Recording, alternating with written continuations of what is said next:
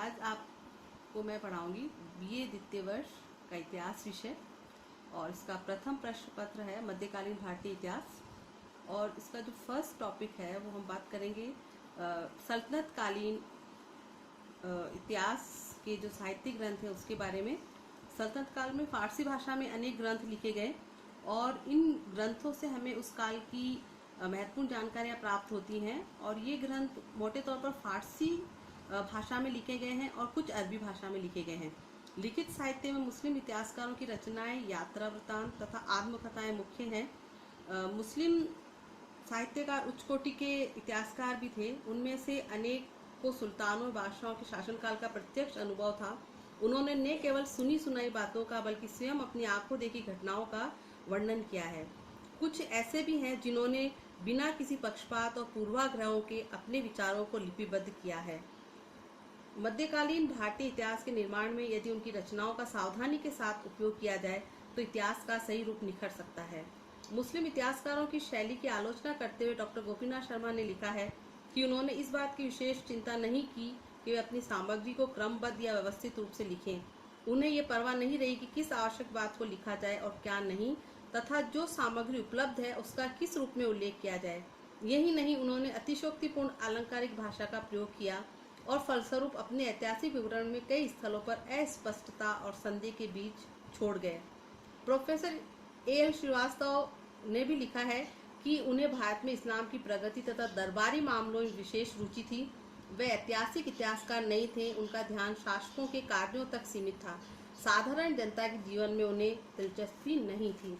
लेकिन सबके बावजूद अनेक ऐसे ग्रंथ हुए हैं जिन्होंने सल्तनत काल के बारे में हमें महत्वपूर्ण जानकारी उपलब्ध कराई है। और उसमें सबसे पहला ग्रंथ है चचनामा।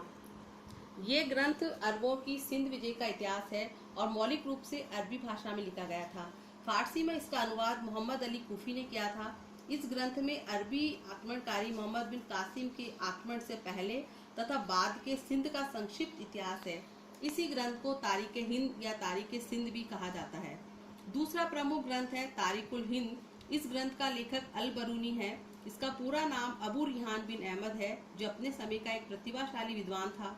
वह अरबी और फारसी का प्रकांड पंडित तथा गणित, चिकित्सा, हेतु विद्या, दर्शन, धर्म शास्त्रों का अच्छा विद्वान था। उसने भारत में रहकर हिंदू धर्म, दर्शन तथा संस्कृत का अध्ययन किया, तो संस्कृत ग्रंथों का अरबी में और कुछ अरबी ग्रंथों का फारसी में अनुवाद भी किया। अल बरूनी को पुराणों का अध्ययन करने वाला प्रथम मुस्लिम कहा जाता है। तीसरा प्रमुख ग्रंथ है ताजुल मासीर। इस ग्रंथ का लेखक सदरुद्दीन हसन निजामी है। इस पुस्तक में 1238 ईस्वी तक का ऐतिहासिक विवरण मिलता है।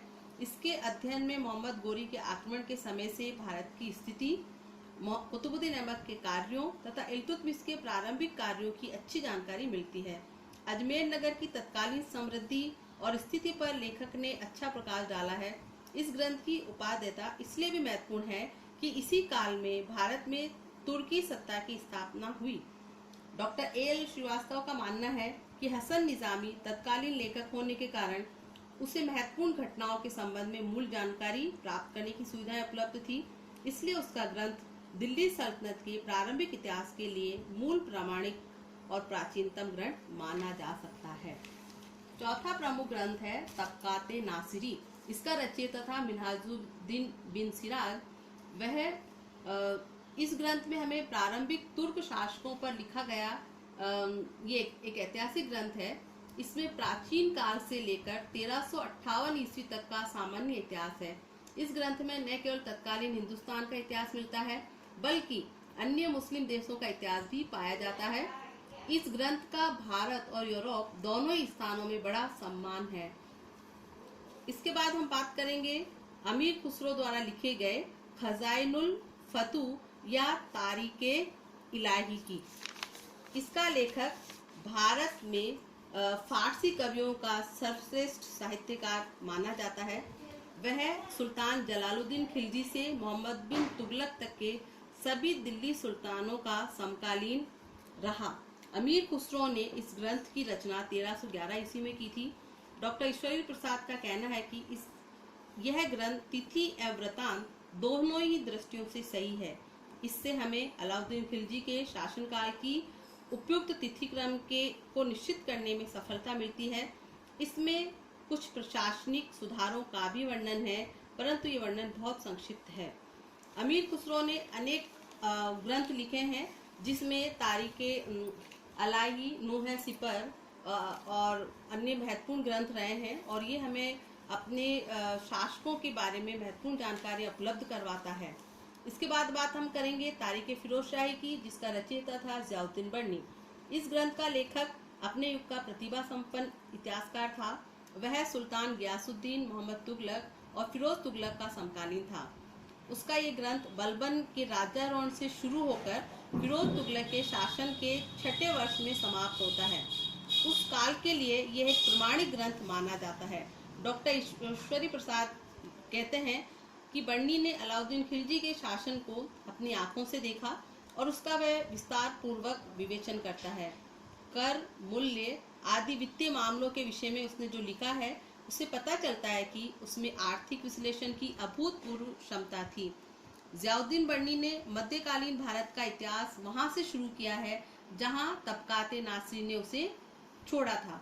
Doctor KS. लाल का मानना है कि बर्नी न केवल शासकों, दरबारों और अभियानों के संबंध में लिखता है, जैसा अधिकांश वृत्तांतकार करते हैं, बल्कि शासकों के सामाजिक और आर्थिक सुधारों, बाजार में प्रचलित मूल्यों, राजस्व नियमों, राजस्व के निर्धारण और उसकी वसूली, सरकारी कर्मचारियों, कवियों, इतिहासकारों और मध्यकालीन लोगों के संबंध में भी वह लिखता है। अर्थात वह सब बातें देता है जिसके संबंध में एक आधुनिक इतिहासकार लिखना चाहता है। इसके बाद हम बात करते हैं शमशेर सिराज अफीफ द्वारा रचित तारीख फिरोज शाही की। यह ग्रंथ उसने जो सामग्री है इस ग्रंथ की, वो अपने पिता और तत्कालीन अन्य अधिकारियों से प्राप्त की थी। इस ग्रंथ में फिरोज तुगलक के शासनकाल की राजनीतिक घटनाओं, प्रशासकीय सुधारों तथा सुल्तान के नेक कार्यों का विस्तृत विवरण मिलता है। उसके ग्रंथ से समकालीन सामाजिक और आर्थिक स्थिति के बारे में स्पष्ट जानकारी मिलती है। डॉक्टर ईश्वरी प्रसाद इस ग्रंथ की समालोचना करते हुए लिखते हैं कि अफीफ में बर्नी जैसी न तो बौद्धिक उपलब्धि है और न इतिहासकार की योग्यता एवं सूझबूझ है और न ही दृष्टिहीन। अफीफ एक घटनाओं का तिथिक्रम से लिखने वाला सामान्य इतिहासकार है, जिसने एक प्रशंसात्मक दृष्टि से अपने विचार व्यक्त किए हैं। इसके बाद बात हम करेंगे तारीखे फिरोज शाही, जिसकी रचना फिरोज शाह तुगलक के द्वारा की गई थी। फिरोज शाह तुगलक की ये आत्मकथा भी मानी जाती है और इसमें हमें फिरोज शाह तुगलक के द्वारा किए गए कार्यों की प्रमाणिक जानकारी प्राप्त होती है। इसके बाद बात हम करते हैं किताबुल रहला की, जिसका लेखक इब्न बतूता था। इब्न बतूता अफ्रीका के मोरक्को देश का अरबी निवासी था, जिसने भारत सहित अनेक देशों की यात्रा की थी। उसने अपने यात्रा वृतांत में भारतीय यात्रा का वर्णन किया है। लगभग 8 वर्ष तक वह मोहम्मद बिन तुगलक की सेवा में दिल्ली के काजी के पद पर रहा। उसने अपने ग्रंथ में भारत के तत्कालीन शासन प्रबंध, भूगोल, दरबार, डाक व्यवस्था, सुल्तान मोहम्मद के चरित्र आदि के साथ साथ समकालीन राजनीतिक घटनाओं का विस्तार से उल्लेख किया है। डॉक्टर ईश्वरी प्रसाद के अनुसार इब्न बतूता को उस समय जो कुछ घटित हो रहा था उसको देखने का मौका मिला। वह राजदरबार, सुल्तान के चरित्र, उसकी सरकार और उसके क्रियाकलापों, धार्मिक उत्सवों का तथा उस समय साम्राज्य के विभिन्न भागों में होने वाले उपद्रव का भी विस्तार से वर्णन करता है। इब्न बतूता जिज्ञासी प्रवृत्ति का व्यक्ति था। वह स्पष्ट वक्ता था और किसी बात को छिपाने में विश्वास नहीं करता था। उसने स्वयं अपनी त्रुटियों का भी स्पष्ट रूप से उल्लेख किया है। इसके बाद हम बात करते हैं तारीख मुबारक शाही की, जिसकी रचना याह्या बिन अहमद सरहंदी ने की थी और इस ग्रंथ में हमें मोहम्मद गोरी से लेकर सैयद वंश के तीसरे सुल्तान मोहम्मद तक के शासनकाल का विवरण मिलता है। Doctor A.L. श्रीवास्तव कहते हैं कि सैयद वंश के इतिहास के लिए यही एक तत्कालीन प्रमाणिक ग्रंथ है। वहीं डॉक्टर ईश्वरी प्रसाद का मानना है कि याह्या एक सजग इतिहासकार है, जिसकी शैली अतिरंजना और विशेषणों से मुक्त है। उसने घटनाओं का बड़ी ईमानदारी के साथ वर्णन किया है। अंतिम तौर पर हम बात करते